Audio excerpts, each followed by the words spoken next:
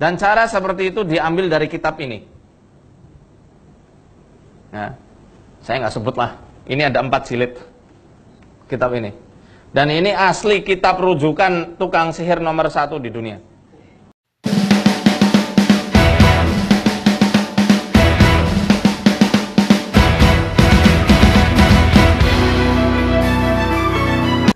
Assalamualaikum warahmatullahi wabarakatuh. Sahabat-sahabat Malim Mudo di mana saja berada, semoga selalu dalam keadaan sehat, dilancarkan rezeki oleh Allah Subhanahu wa taala. Dan yang paling penting, kita selalu mendoakan negara ini agar negara ini selalu aman, damai, tentram. Walaupun banyak perbedaan antara satu dengan yang lainnya, tetapi bagaimana perbedaan itu bisa menjadi satu langkah bagi kita untuk saling menumbuhkan rasa cinta, rasa sayang antara satu dengan yang lainnya. Bukan justru perbedaan ini kita jadikan satu hal yang bisa memecah belah kita. Kita berharap agar Allah selalu menjaga dan melindungi negara kita, negara Kesatuan Republik Indonesia. Amin ya Rabbal Alamin. Setelah kemarin kita membahas permasalahan yang sedang menjadi topik hangat di Indonesia, tentang masalah apakah seseorang bisa melihat jin atau tidak, maka kita simpulkan bahwa seseorang bisa melihat jin dengan iradah daripada Allah Subhanahu wa taala, dengan kehendak Allah Subhanahu wa taala, karena ini bukanlah satu hal yang masuk di dalam permasalahan yang sifatnya mustahil, tetapi ini masuk dalam permasalahan yang sifatnya mungkinul wujud. Adanya bisa ada, bisa juga tidak ada. Sebagaimana juga kemarin saya jelaskan daripada pendapat Syekh Ibnu Taimiyah yang mengatakan seseorang bisa saja melihat jin, baik dia orang soleh atau orang yang tidak soleh. Lagi-lagi kemudian kita merasa tersayat, hati kita merasa tersayat, kita merasa tersinggung ketika lagi-lagi ustadz tersebut mengatakan satu perkataan yang menyinggung perasaan kita pastinya, di mana dia mengatakan bahwa kitab Syamsul Ma'arif yang dikarang oleh Syekh Ali Al-Buni, seorang tokoh sufi kenamaan yang bermazhab Maliki, begitu juga dengan Al-Imam Al-Ghazali, seorang tokoh, seorang ulama yang digelar dengan gelar Hujjatul Islam, di mana seseorang yang bergelar dengan gelar Hujjatul Islam, menurut para ulama, dia telah menghafal 300.000 hadis, sanad dan matannya. Imam Al-Ghazali adalah ulama yang sering dijadikan rujukan, khususnya oleh ulama-ulama yang ada di Indonesia, dan kitab-kitab beliau dipakai di majelis-majelis ta'lim dan di pesantren-pesantren. Ketika saudara yang bersangkutan mengatakan bahwa kitab Syamsul Ma'arif dan kitab Al-Awfaq yang dikarang oleh Imam Al-Ghazali ini adalah kitab sesat, dan ini adalah kitabnya tukang sihir, maka ini membuat saya terkejut. Orang yang sangat sufi, taat di dalam beribadah, bahkan digelar Hujjatul Islam, hafal ratusan ribu hadis, kemudian secara tidak langsung dituduh telah membuat kitab sesat, telah membuat kitab tukang sihir. Nah, ini sangat-sangat kebablasan ya. Terlalu cepat dia menuduh hal tersebut tanpa mendiskusikan kepada orang-orang yang faham, tanpa mendiskusikan kepada orang-orang yang mengerti terhadap dua kitab tersebut. Ada kitab-kitab yang lain ya, seperti kitab Ar-Rahmah fit Tibbi wal Hikmah karangan Imam As-Suyuti dan kitab-kitab hikmah yang lain. Karena ustadz tersebut mengatakan kitab tersebut mengajarkan wafak-wafak yang ini menurut dia adalah ajaran tukang sihir, ajaran kesesatan. Bagaimana sebenarnya ulama kita membahas tentang permasalahan wafak ini, permasalahan aufak ini? Di antara ulama yang membahas hukum menggunakan wafak atau membuat wafak adalah Syekh Ibnu Hajar Al-Haytami, di mana beliau mengatakan bahwa penggunaan wafak apabila digunakan atau ditujukan terhadap hal yang dibolehkan di dalam syarak, maka hukumnya boleh.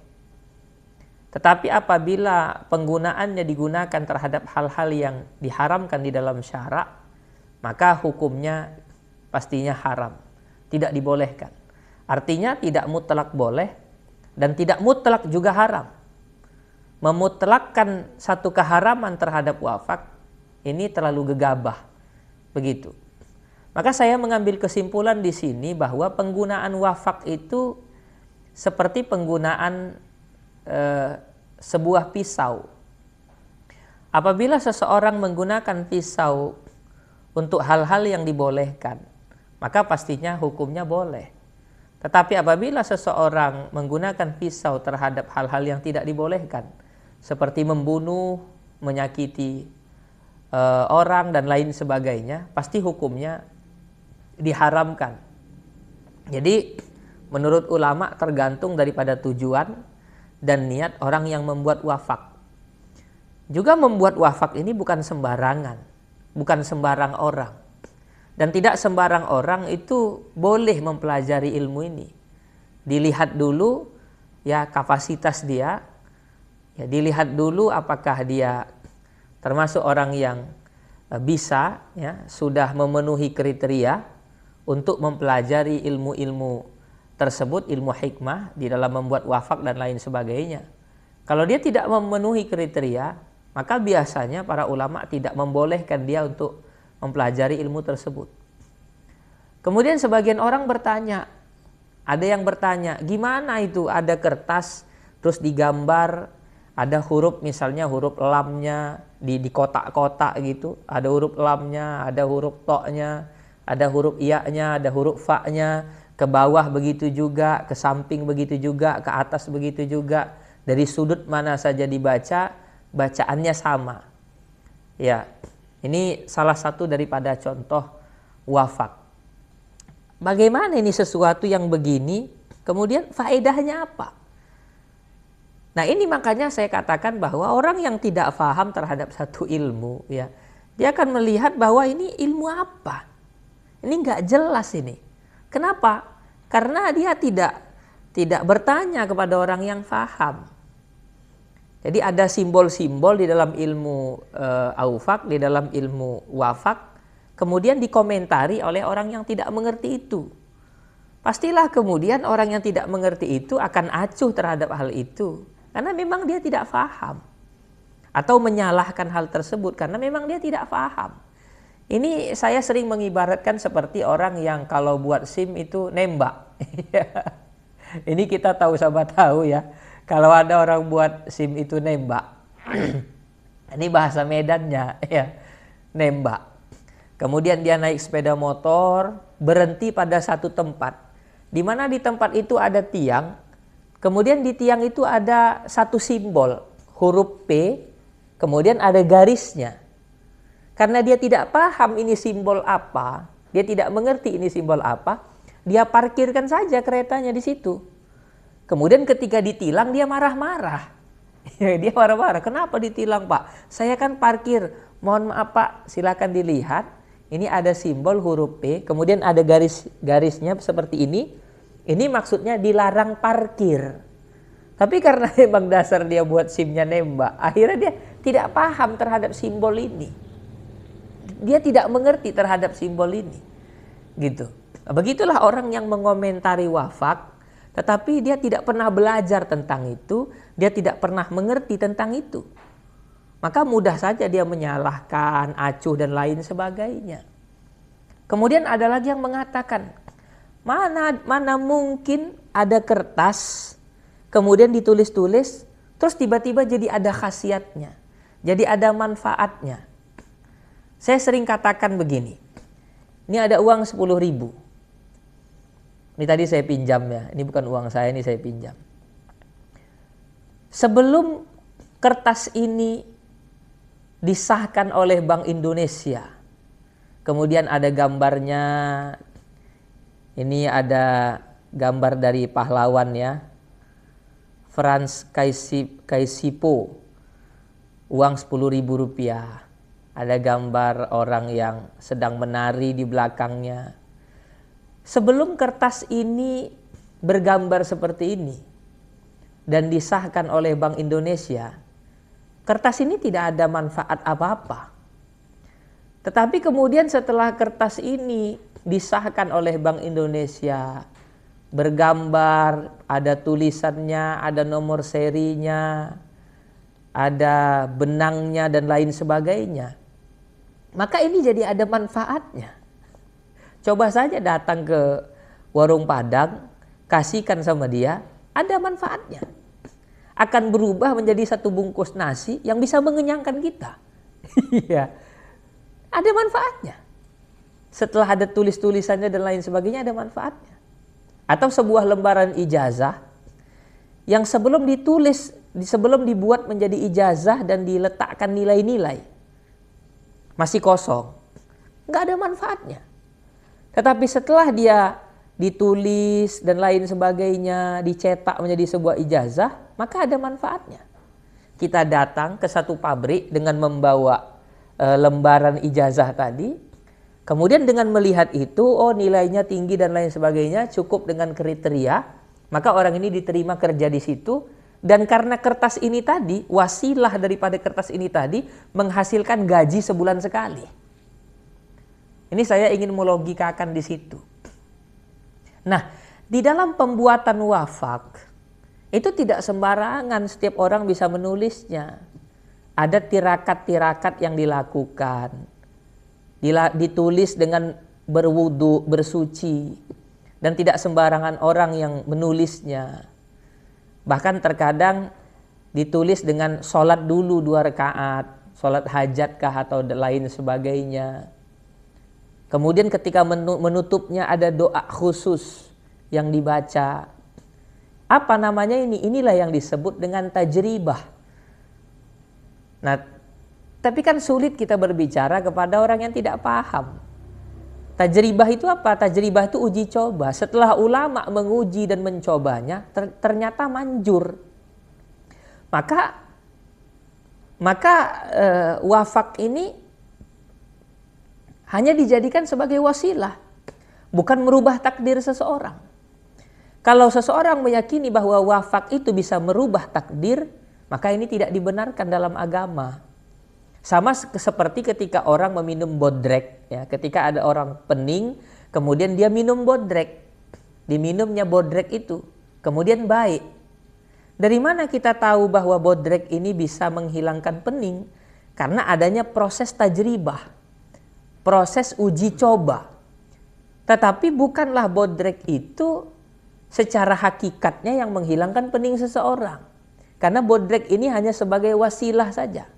Hanya sebagai perantara saja. Buktinya apa? Kalau ada 2 orang pening, dua-dua minum obat, terkadang yang satu sembuh, yang satu tidak. Ini menunjukkan bahwa pada hakikatnya tetap kita wajib meyakini Allah lah yang menghilangkan rasa pening tersebut, bukan bodrek. Begitu juga dengan wafak, ya, wafak-wafak yang dibuat oleh para ulama atau orang-orang yang sudah memiliki kapasitas untuk membuat itu, juga tidak meyakini bahwa wafak itulah yang merubah sesuatu. Ya, misalnya ketika tadi saya katakan orang menuliskan wafak itu huruf lam, to, ya, fa dan lain sebagainya. Setelah ditutup dengan cara-cara tertentu berharap kepada Allah agar apa yang ditulis ini ya ada khasaisnya, ada khasiatnya, menjadi wasilah untuk kelancaran rezeki. Diletakkan di warung atau diletakkan di rumah, ini boleh-boleh saja. Boleh-boleh saja. Karena setelah dia ditulis ya dan lain sebagainya, mungkin saja apa yang ditulis itu kemudian melalui wasilah daripada yang ditulis tadi ya, bukan hakikat tetapi wasilah itu menjadikan lancarnya rezeki dan lain sebagainya dengan proses-proses yang saya katakan tadi, proses uji coba dan lain sebagainya ya. Nah, ini terlalu mudah orang-orang menyesatkan, bahkan mohon maaf menuduh bahwa kitab-kitab yang dikarang oleh ulama ini adalah kitab-kitab sihir, kitab-kitab sesat. Terlalu mudah tanpa dia bertanya. Kalau dia berani mengatakan bahwa kitab Al-Awfaq itu adalah kitab tukang sihir, kitab sesat, ujung-ujungnya dia nanti akan membawa pemikiran bahwa Imam Ghazali itu adalah orang sesat. Na'udzubillahi min zalik. Dan ini kalau kita sebenarnya tahu sama tahulah mereka ini siapa. Dan dari awal saya faham tujuannya apa sebenarnya. Saya sangat paham ini tujuannya apa. Ya, maka saya coba menjelaskan ini sesederhana mungkin supaya para penonton sekalian bisa mencerna dengan mudah. Saya harap apa yang saya sampaikan ini bisa dicerna dengan mudah. Ini saja kiranya. Semoga sebenarnya kami itu malas untuk menanggapi hal-hal yang seperti ini. Tetapi ketika ulama-ulama kita sudah disenggol, ya, ulama-ulama kita berani mereka menyesatkannya, maka kita harus bersuara pastinya. Wallahul muwaffiq ila aqwamit thariq. Assalamualaikum warahmatullahi wabarakatuh.